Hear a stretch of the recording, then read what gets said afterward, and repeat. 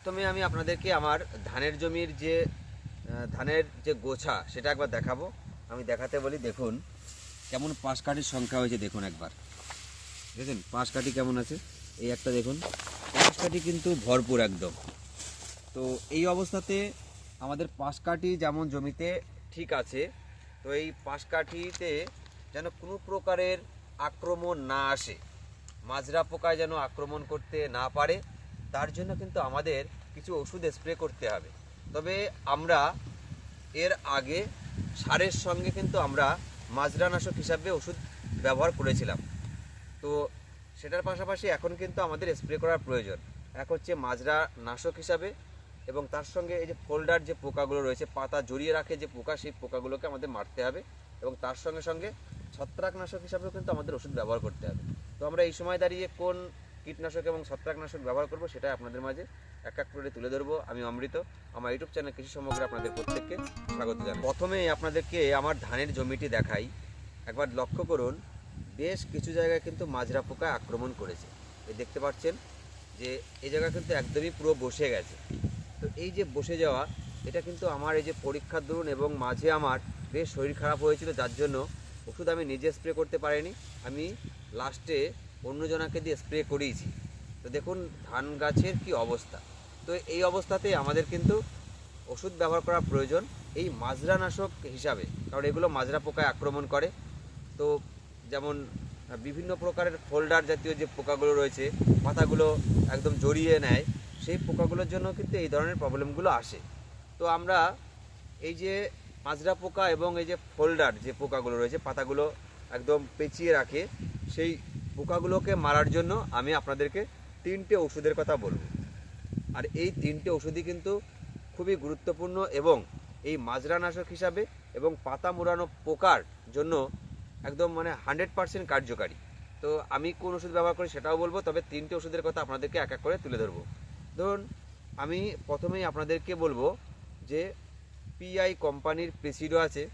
PI কোম্পানির প্রেসিডোতে একটি প্রধান উপাদান রয়েছে, সেটি হচ্ছে সাইক্লোনিলিপ্রল।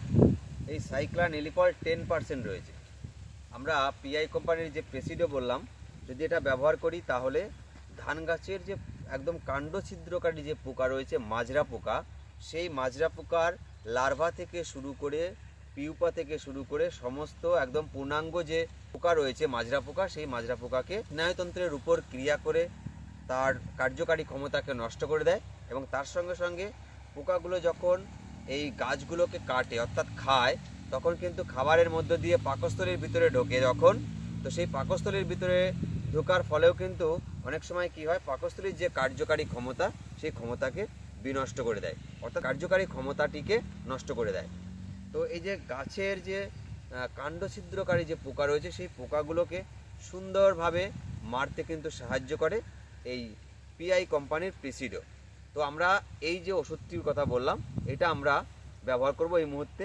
এছাড়াও এই যে গাছের যে পাতা মোড়ানো যে পোকাগুলো রয়েছে, সেই পাতা মোড়ানো পোকার মারার ক্ষেত্রেও সুন্দরভাবে কিন্তু কাজ করে, তার স্নায়ুতন্ত্রের উপর ক্রিয়া করে এবং তার গায়ে পড়ার সঙ্গে সঙ্গে তো মারছেই, তার সঙ্গে সঙ্গে তার পেটের ভিতরে গিয়েও কিন্তু সেই পোকার যে কার্যকারী ক্ষমতা সেটা কিন্তু বিনষ্ট করছে। তো এই মুহূর্তে আমরা দাঁড়িয়ে পিআই কোম্পানির প্রেসিডো আমরা প্রতি 15 লিটার জলে 14 থেকে 15 ml তারপরে বিকালবেলা করে স্প্রে করে দেবো। পোকার ওষুধের ক্ষেত্রে প্রত্যেকটা শাক সবজিতেই ফসলেই আমরা বিকালবেলা করে স্প্রে করব, তাহলে পোকা মারার যে কার্যকারী ক্ষমতা, ওষুধের যে গুণাগুণ রয়েছে সেটা কিন্তু ভালো কাজ করবে। এই জন্য আমরা এই ওষুধটি ব্যবহার করব। এর সঙ্গে আমরা যদি এই পিআই কোম্পানির প্রেসিডো না পাই, তাহলে আমাদের আরেকটা ওষুধ আছে সেম টেকনিকের বা সেম উপাদান রয়েছে, সেটাও কিন্তু আমরা ব্যবহার করতে পারি। সেটা হচ্ছে করমণ্ডল কোম্পানির প্রচণ্ড। এই করমণ্ডল কোম্পানির প্রচণ্ডতেও কিন্তু একই উপাদান রয়েছে, সাইক্লোনিলিপ্রল 10%, একই কিন্তু সেম উপাদান। এই যে দুটো কোম্পানির বললাম, একটা হচ্ছে পিআই কোম্পানির প্রেসিডো আর একটা হচ্ছে করমণ্ডলের প্রচণ্ড। এই দুটো ওষুধই কিন্তু একই কাজ করবে পোকা মারার ক্ষেত্রে। যদি দেখেন যে আপনার জমিতে এই মাজরা পোকার অতিরিক্ত মাত্রায় লেগে গেছে, তাহলে কিন্তু আপনারা এই ওষুধটি এবং এই যে হোল্ডার পাতা মোড়ানো যে পোকাগুলো রয়েছে সেইগুলো মারার জন্য কিন্তু আমরা এই দুটো কোম্পানির মধ্যে যে কোনো একটা কোম্পানি নিয়ে প্রতি 15 লিটার জলে 14 থেকে 15 ml ভালো করে গুলিয়ে তারপরে সুন্দর করে আমাদের জমিকে একদম ধান গাছগুলোতে ভিজিয়ে দেবো। তো এইভাবে আমরা এই দুটো ওষুধের মধ্যে যে কোনো একটা ব্যবহার করতে পারি। এছাড়াও আমরা আরেকটা ওষুধ ব্যবহার করতে পারি, এটাও কিন্তু দারুণ কাজ হয় এই মুহূর্তে দাঁড়িয়ে, দারুণ কাজ, যেটা আমার এই জমিতে সেটা ব্যবহার করা হয়েছে, দামেও কম এবং কাজেও কিন্তু খুব ভালো। তো সেই ওষুধটি হচ্ছে তীর কামান সুপার 505, যার প্রধান দুটো উপাদান রয়েছে, একটা হচ্ছে ক্লোরোপাইরিপস 50% এবং সাইপারমেথ্রিন রয়েছে 5% ইসি। এই যে ওষুধটি, এটা হচ্ছে তীর কামান সুপার 505।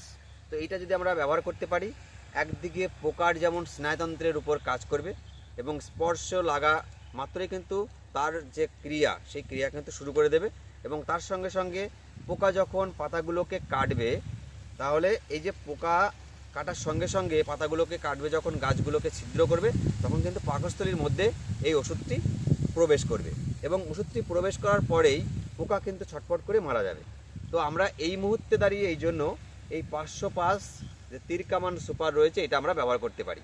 এটা আমরা যখনই ব্যবহার করব তখন কিন্তু দেখবেন পোকার যে কার্যকারী ক্ষমতা যেমন বিনষ্ট হবে, তেমনি গাছের যেমন সুস্বাস্থ্য ঠিক থাকবে, গাছেরও কিন্তু কোনো প্রকারের সমস্যা আসবে না।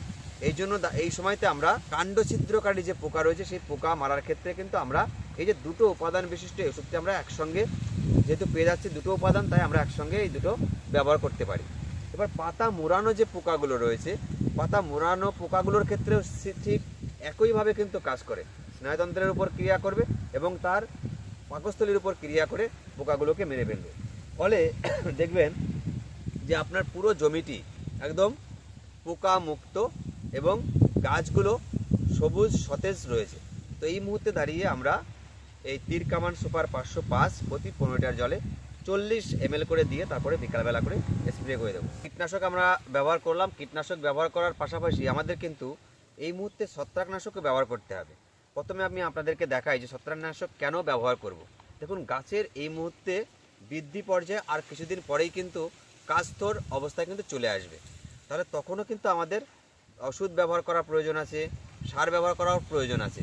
তাহলে এখন আমরা ছত্রাকনাশক কেন ব্যবহার করব? দেখুন, আমি যে দেখাই এই পাতাটি দেখুন, এই যে এটা দেখুন, দেখতে পাচ্ছেন পাতাটি দেখুন ব্রাউন কালার, এই যে পুরো পাতাতে কিন্তু ব্রাউন কালারটি ছড়িয়ে পড়ছে। এই যে ব্রাউন কালারটি দেখছেন, এইটা আস্তে আস্তে চোখের মতো শুরু হবে, তারপরে ধীরে ধীরে কিন্তু পুরো পাতাতেই এই কালারটি কিন্তু ছড়িয়ে যাবে। এটা হচ্ছে ছত্রাক কিন্তু আক্রমণ করেছে।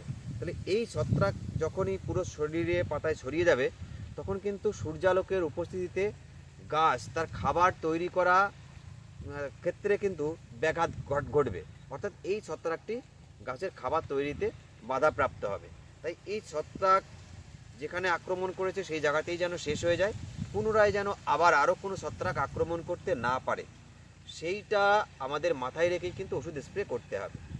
তাহলে এই ছত্রাককে বিনাশ করতে হলে আমাদের এখন ইন্ডোফিলস কোম্পানির বান, যেটায় ট্রাইসাইক্লোজল 75% রয়েছে, সেটা আমরা স্প্রে করব। দেখুন, এইটা ধীরে ধীরে যেহেতু ছড়িয়ে যাবে, আস্তে আস্তে কিন্তু ঝলসে যাওয়া দেখাবে, অর্থাৎ গাছগুলো পুরো ঝলসে যাবে। তার ফলে কী হবে, গাছের যে খাবার তৈরি করার যেটা বলছিলাম মাধ্যম, সেটা কিন্তু নষ্ট হবে। তাই কোনো প্রকারের যেন গাছে এই যে ব্লাস্ট রোগ, এটাকে বলা হয় ব্লাস্ট রোগ, এই ব্লাস্ট রোগটা যেন পুরো পাতায় ছড়িয়ে যেতে না পারে এবং পুরো জমিতে যেন ছড়িয়ে না যায়, তার জন্যই কিন্তু আমাদের এই বান ব্যবহার করা অত্যন্ত আবশ্যকীয়, অর্থাৎ এখন কিন্তু আমাদের এটা ব্যবহার করতেই হবে। তাহলে বান আমরা এই মুহূর্তে ট্রাইসাইক্লোজল 75% পেয়ে যাচ্ছি এখানে। তাহলে এই ট্রাইসাইক্লোজল যখনই ব্যবহার করব, এই যে ছত্রাকগুলোর কথা বলছিলাম, এই ছত্রাকগুলো কিন্তু ধীরে ধীরে ধ্বংস হয়ে যাবে। তাহলে এখন আমরা প্রতি 15 লিটার জলে 15 থেকে 20 গ্রাম তারপরে আমরা স্প্রে করে দেব। এইটা আমরা যে কীটনাশকের কথা বলছিলাম, কীটনাশকের সঙ্গেও ওই যে 3টে কীটনাশকের যেটা আপনাদেরকে বললাম, সেই 3টে কীটনাশকের সঙ্গে আপনারা ট্রাইসাইক্লোজল 75% যে বান রয়েছে একসঙ্গে মিশিয়ে তারপরে স্প্রে করে দেবেন। এটাই ছিল আপনাদের মাঝে তুলে ধরা যে এই মুহূর্তে দাঁড়িয়ে আমরা কীটনাশক হিসাবে কি ব্যবহার করব এবং তার সঙ্গে সঙ্গে ছত্রাকনাশক হিসাবেও আমরা কোন ঔষধ আমাদের জমিতে স্প্রে করব। তো আজকের এই ভিডিওটি যদি আপনাদের ভালো লাগে তাহলে লাইক করতে পারেন, আর যদি নতুন হয়ে থাকেন তাহলে সাবস্ক্রাইব করে পাশে রাখবেন। এর পরবর্তীতে ধানের জমিতে বা অন্যান্য আমার যে ফসলগুলো রয়েছে কোন পরিচর্যা করছি সেগুলো এক এক করে তুলে ধরবো। আজকের পুরো ভিডিওটি দেখার জন্য আপনাদের প্রত্যেককে অসংখ্য ধন্যবাদ জানাই।